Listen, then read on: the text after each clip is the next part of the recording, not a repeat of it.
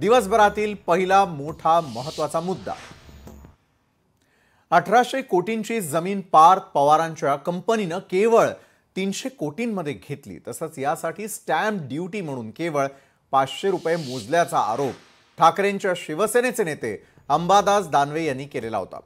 त्यांच्या या आरोपानंतर राजकीय वातावरण चांगलंच तापलेलं आहे आणि त्यानंतर या प्रकरणामध्ये 6 सदस्य शासकीय समिती गठीत करण्यात आलेली असून त्यांना एका महिन्यामध्ये अहवाल सादर करण्याचे आदेश देण्यात आलेले आहेत.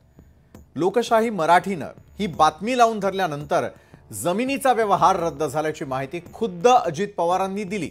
दरम्यान गुरुवारी जेव्हा अजित पवारांना या जमीन घोटाळ्याबाबत विचारण्यात आलं होतं तेव्हा मात्र त्यांनी आपल्याला काहीही माहिती नसल्याचं सांगत थेट या प्रकरणात हात झटकले होते. मात्र यावरून आता विरोधकांकडून उपमुख्यमंत्री अजित पवारांच्या राजीनाम्याची मागणी जोर धरू लागलेली आहे. दरम्यान ही पहिलीच वेळ नाहीये. याआधी देखील नैतिकतेच्या मुद्द्यावरून बऱ्याच नेत्यांनी आपल्या पदाचा राजीनामा दिलेला होता. त्याची आठवण करून द्यायची वेळ. बॅरिस्टर अब्दुल रहमान अंतुले, महाराष्ट्राचे पहिले मुस्लिम मुख्यमंत्री अंतुले यांनी अनेक ऐतिहासिक निर्णय घेतले. पण सिमेंट घोटाळ्यामुळे त्यांना मुंबई उच्च न्यायालयाकडून दोषी ठरवण्यात आलं आणि 12 जानेवारी 1982 रोजी राजीनामा द्यावा लागला. दुसरं नाव शिवाजी पाटील निलंगेकर. 1985 मध्ये मुख्यमंत्री झालेल्या डॉक्टर निलंगेकरांनी मुलीच्या MBBS परीक्षेमध्ये गुण वाढवल्याच्या आरोपांनंतर 6 मार्च 1986 रोजी राजीनामा दिला. त्यांचा कार्यकाळ हा फक्त 9 महिन्यांपर्यंतच टिकलेला होता. त्यानंतर छगन भुजबळ तेलगी बनावट स्टॅम्प घोटाळ्याच्या आरोपांमुळे 2003 मध्ये उपमुख्यमंत्री छगन भुजबळ यांनी आपल्या पदाचा राजीनामा दिला होता आणि त्यावेळी ते गृहमंत्री पदावर होते आणि मुद्दा संपूर्ण देशभर गाजला. विलासराव देशमुख. 26/11च्या दहशतवादी हल्ल्यानंतर ताज हॉटेलमध्ये दिग्दर्शक राम गोपाल वर्मा सोबत गेल्याच्या वादामुळे मुख्यमंत्री विलासराव देशमुख यांना 2008 मध्ये आपला राजीनामा द्यावा लागलेला होता. RR पाटील. मुंबईवरील 26/11 हल्ल्यानंतर बडे शहरांमध्ये असे प्रकार होतात या वक्तव्यावरून RR पाटलांवरती टीका झाली. त्यानंतर नैतिक जबाबदारी स्वीकारून RR पाटील यांना आपला राजीनामा द्यावा लागला. अशोक चव्हाण. विलासराव देशमुख यांच्यानंतर मराठवाड्यातील अशोक चव्हाण यांच्याकडे मुख्यमंत्री पदाची धुरा सोपवण्यात आली. आदर्श सोसायटी प्रकरणामध्ये लष्कराशी संबंधित नसलेल्या सदस्यांना फ्लॅट्स दिल्याच्या भ्रष्टाचाराच्या आरोपांनंतर मुख्यमंत्री अशोक चव्हाण यांनी राजीनामा दिला. अवघ्या 1.5 वर्षात त्यांना आपलं पद सोडावं लागलं. त्यानंतर पुढचं नाव येतंय एकनाथ खडसेंचं. दाऊदशी संपर्क आणि भोसरी MIDC जमीन घोटाळ्याच्या आरोपांनंतर आंदोलनाच्या दबावात मंत्री एकनाथ खडसे यांनी 4 जून 2016 रोजी आपल्या पदाचा राजीनामा दिला. त्यानंतर नाव येतंय संजय राठोड यांचं. एका तरुणीच्या आत्महत्येनंतर कॉल रेकॉर्डिंगमुळे नाव समोर आल्यानंतर मंत्री संजय राठोड यांनी नैतिक जबाबदारी स्वीकारत फेब्रुवारी 2021 मध्ये राजीनामा सादर केला. त्यानंतर नाव येतंय अनिल देशमुखांचं. अनिल देशमुख. गृहमंत्री अनिल देशमुख यांच्यावरती 100 कोटी वसुलीचे आरोप झाल्यानं न्यायालयीन चौकशीनंतर 5 एप्रिल 2021 रोजी त्यांना राजीनामा द्यावा लागला. त्यानंतर ते जवळपास 2 वर्ष तुरुंगातच होते. बरं, आता येऊयात मूळ मुद्द्याकडे. विरोधकांकडून अजित पवारांच्या राजीनाम्याची मागणी जोर धरताना दिसते. मात्र त्याआधी अजित पवारांनी आपल्या पदाचा राजीनामा दिलेला आहे. केव्हा हे सगळं घडलंय त्यावर एक नजर. अजित पवार. 70,000 कोटींच्या सिंचन घोटाळ्याच्या आरोपांनंतर 25 सप्टेंबर 2012 रोजी उपमुख्यमंत्री अजित पवारांनी आपला राजीनामा दिला. सरकारी आर्थिक सर्वेक्षणामध्ये सिंचन सुधारणा फक्त 0.1% असल्याचं नमूद झालेलं होतं. बरं, आता आपल्या मुलामुळे अजित पवार चांगलेच अडचणीत सापडलेले आहेत. पार्थ पवारांवर घोटाळ्याचे आरोप होत असल्यानं त्यांच्या राजीनाम्याची मागणी जोर धरू लागलेली आहे. दरम्यान या जमीन व्यवहार प्रकरणामध्ये 5,89,31,000 रुपयांचा मुद्रांक शुल्क बुडवल्याबद्दल पोलिसांनी गुन्हा दाखल केलाय. यामध्ये पार्थ पवारांचे मामे भाऊ आणि व्यावसायिक भागीदार दिग्विजय अमरसिंग पाटील, शीतल तेजवानी आणि रवींद्र तारू यांचा समावेश आहे. पवारांच्या कंपनीमध्ये दिग्विजय यांचा 1% वाटा आहे तर पार्थ पवारांकडे 99% हिस्सा आहे. असं असताना देखील या प्रकरणामध्ये पार्थ पवारांवर अद्याप कोणताही गुन्हा दाखल झालेला नाहीये. तो का दाखल करण्यात आलेला नाही याचं उत्तर महसूल मंत्री चंद्रशेखर बावनकुळे यांनी दिलंय. महसूल खात्याने प्राथमिक जी काही आमच्याकडे रिपोर्ट आला आहे त्या आधारावर एक तहसीलदार आमचा मुद्रांक अधिकारी आणि जेव्हा हे मुद्रांकाचे डॉक्युमेंट ज्या ज्यांनी केले, कंपनीचा मालक असेल, खरेदी विक्री करणारे असतील, जे काही नोंदणीच्या वेळी ज्यांनी ज्यांनी सह्या केल्या, कंपनीचे त्या ठिकाणी जे काही कंपनीमार्फत ज्यांनी सही केली किंवा त्या डॉक्युमेंटवर ज्यांनी ज्यांनी सह्या केल्या, ह्या ज्या पहिल्या टप्प्यात आम्हाला आढळलं आहे त्याच्यावर गुन्हा दाखल केला आहे आणि पुढील सखोल चौकशीमध्ये इतर गुन्हे दाखल होतील. तर पार्थ पवारांवर गुन्हा का दाखल झाला नाही हे तर बावनकुळेंनी स्पष्ट केलं. दरम्यान पार्थ पवारांच्या अमेडिया कंपनीमध्ये दिग्विजय पाटील हे भागीदार असून ते त्यांचे मामे भाऊ देखील आहेत.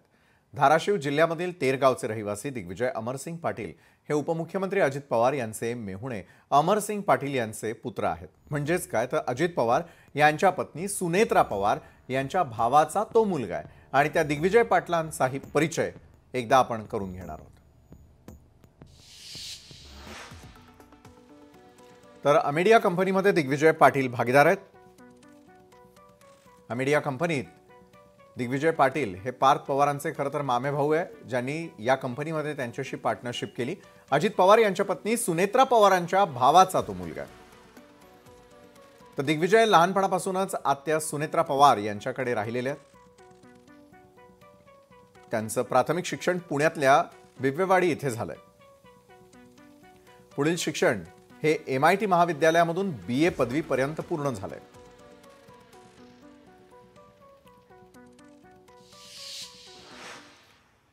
तर पार्थ पवारांच्या अडचणी वाढवणारी बातमी आता यावेळेला पाहणार आहोत, कारण पार्थ पवारांच्या नावावर असणाऱ्या इतरही कंपन्यांची माहिती आता समोर आली आहे. तब्बल 12 कंपन्यांची नावं समोर येत आहेत.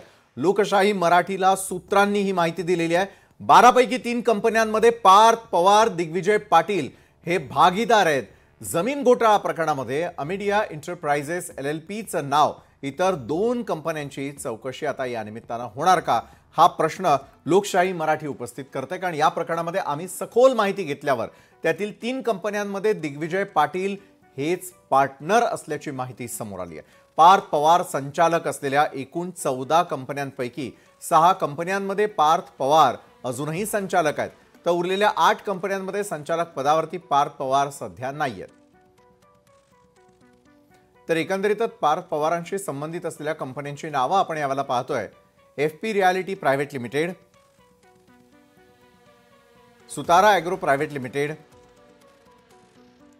Revati buildcon PVT limited, Ananta consolidate private limited,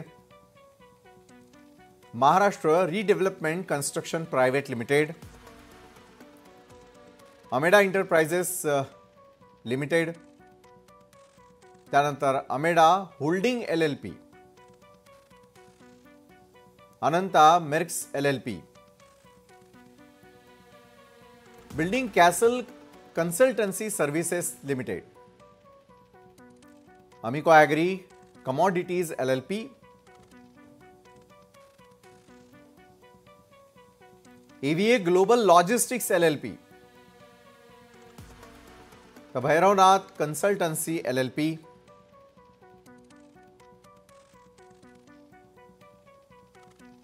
तर दिग्विजय पाटीलशी संबंधित ज्या कंपन्या आहेत त्यांची नावं आपण यावेळेला पाहूयात. DVJ infracon private limited, Maharashtra redevelopment construction LLP आणि अमेडा एंटरप्राइजेस LLP, अमेडिया holding LLP,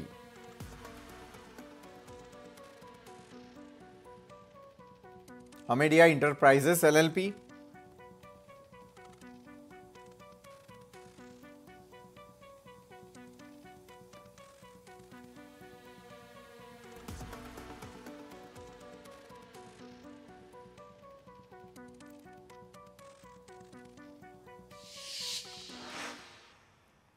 Sutara agro private लिमिटेडमध्ये तर खुद्द सुनेत्रा पवार, जय पवार पार्टनर आहेत.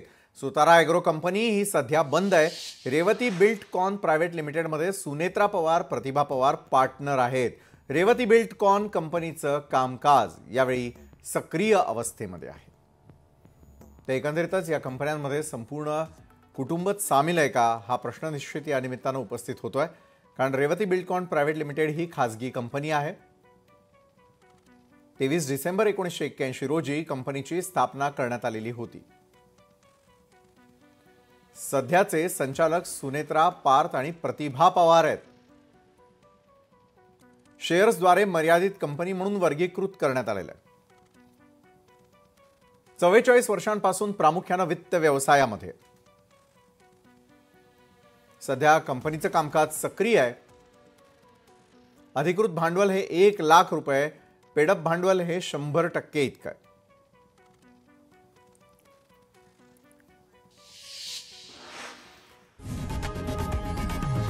लोकशाही मराठी ऐका, पहा, जागरूक रहा.